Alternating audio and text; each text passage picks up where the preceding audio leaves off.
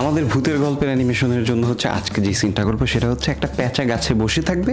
প্যাঁচাটা হচ্ছে গাছে বসা থাকা অবস্থায় থেকে মানুষ দেখে উড়াল দিয়ে চলে যাবে। সো মানুষকে দেখার যে সিনগুলো ওগুলো হচ্ছে এর আগের সিনগুলোতে করা, প্যাঁচাটা উড়াল দিয়ে চলে যাবে। সো প্যাঁচাটাকে আমরা এমনভাবেই ডিজাইন করেছি, একদম সিম্পল কার্টুন, একদম কার্টুনিস্টিক টাইপের একটা প্যাঁচা ড্র করেছি। সো প্যাঁচাটা ড্র করার পর সো আমি হচ্ছে এটার একটা অ্যানিমেটিক করে নিব ব্রাশ টুল দিয়ে।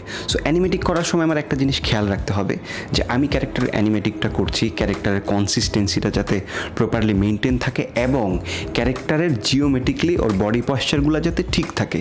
সো এই ডিটেলগুলো হচ্ছে জিনিসগুলা মেনটেন করে যখন আপনি অ্যানিমেটিক করবেন।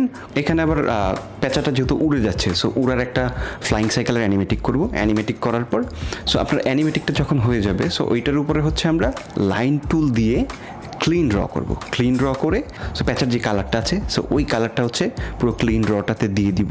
দিয়ে দেওয়ার পর ফাইনালি আমাদের অ্যানিমেশনটা শেষ। সো এই হচ্ছে আমাদের সিনের ফাইনাল অ্যানিমেশন।